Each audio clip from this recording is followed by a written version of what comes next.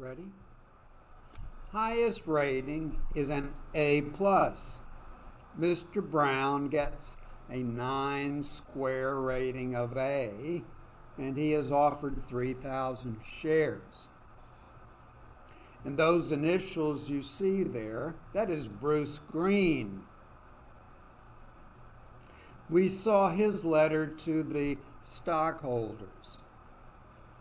So his first year, Mr. Brown has 3,000 shares of ABC stock. And that happened on May 24th of 2018. But he still didn't have the vacation. He still didn't have the vacation issue. And as I said earlier, he had a mother in New York, and he wanted to spend some time with her. And Shelby said, "Take what you need." But on the books, Mr. Brown only had the 3 weeks. So they had a series of conversations. And in November of 2019, Mr. Brown and Ms. Young are watching a presentation about a change that is coming in the vacation benefits package. It is going to go from vacation to PTO, personal time off. But they are going to change that as of the end of the year. So here it is, December of 2019. If it is going to happen, it needs to happen before that window closes. And so he is watching this presentation with Brittany Young, and he tells her, "I have only got 3 weeks. I had 4. And she said, "Well, you should have 4. Here is how you do it. It is going to be based on your offer letter, though. What did your offer letter say?" He said, "Well, the offer letter said 3 weeks. And she says, "Well, it is probably going to take an approval of some kind and an email from Omaha." So the wheels start turning in late 2019. And then the December 15 email thread that we saw followed. He has the approval from Mr. Shelby. He sends the email. They say, "Not good enough, needs to come from Mr. Shelby." Mr. Brown goes to Candy Russo. She sends the email that says, "Approved." Mr. Brown believes that he has Shelby's say-so on that, and the storm erupts. By the end of the day, as I told you earlier, he had given up. Now, over Christmas break, I told you Mr. Shelby didn't talk to Mr. Brown at all. He did have communications with Mr. Gray.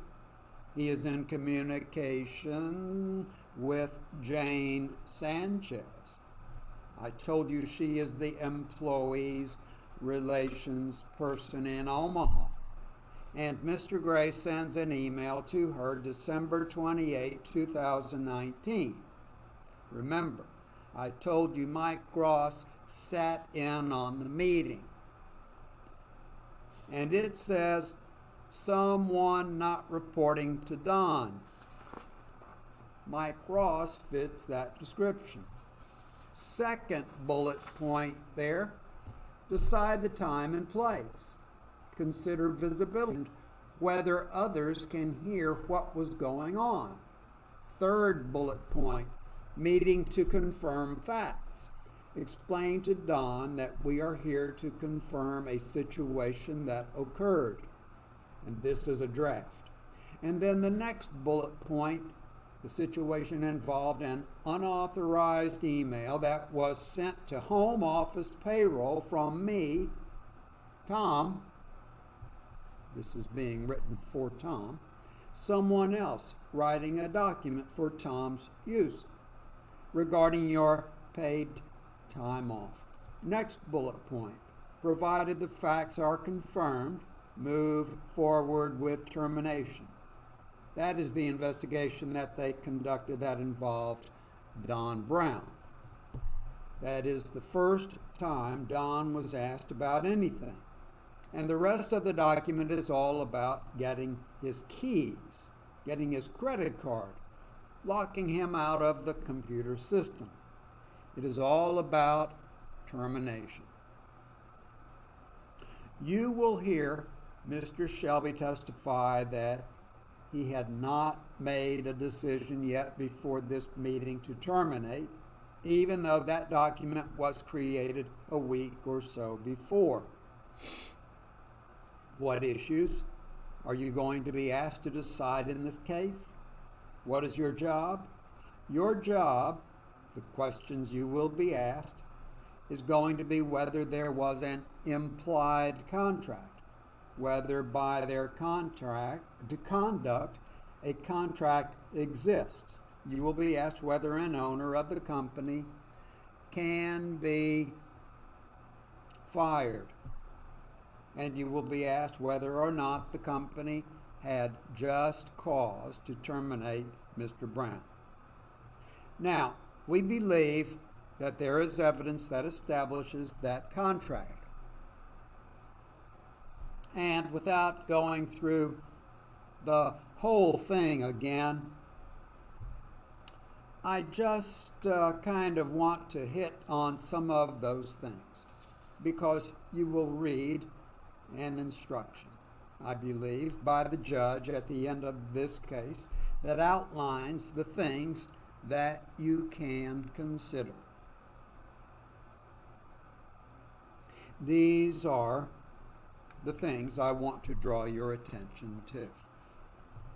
We know, for example, here is how we deal with employees. You will hear testimony about progressive discipline.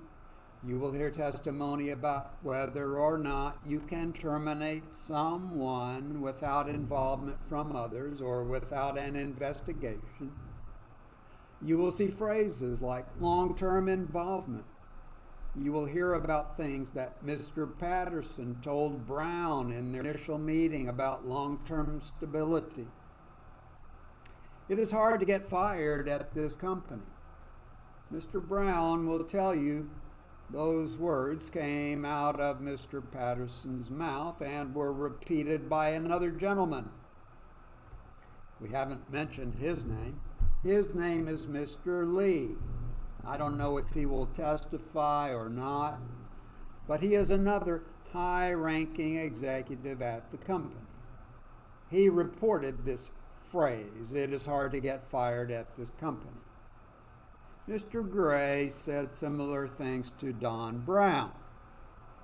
So those representations before he is hired are things that you can consider when you are answering the question about whether or not there was a contract. Now, I mentioned owners. Can owners be fired? Consider the kind of language you saw on Exhibit 29 and in the PowerPoint presentation. Think and act like an owner. You have a stake in the company. It is up to you to perform well, and if you perform well, this is what you get. I want to talk about the stock contract too, because you are going to see some documents that I am sure defendant is going to draw your attention to, that he signed about stock contracts and stock ownership.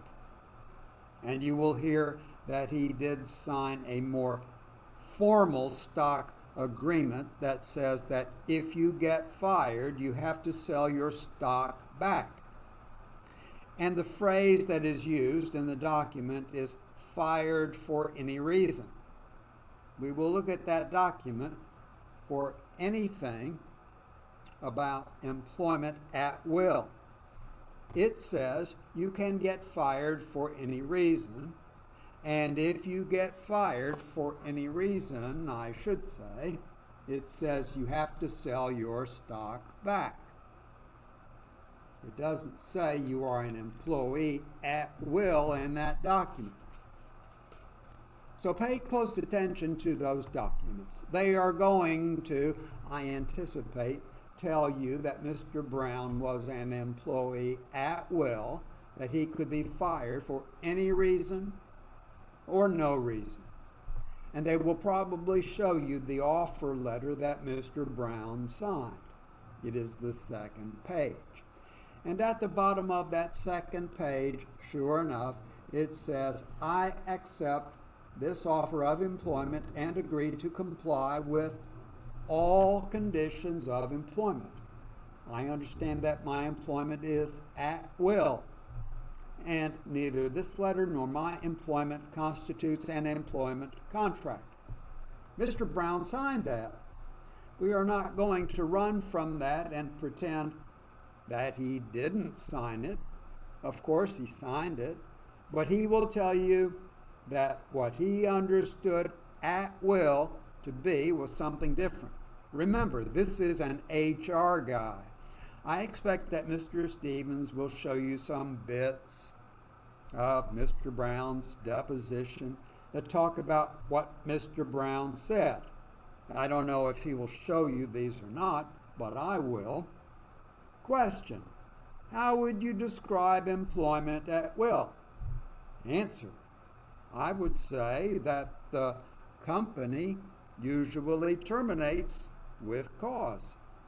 Question: your understanding is that an employee at will can be terminated only with cause? Answer: well, not terminated for any reason. And he says, if it were for any reason, you could fire someone because they are African American. You could fire someone because they are a woman. 110 to 115.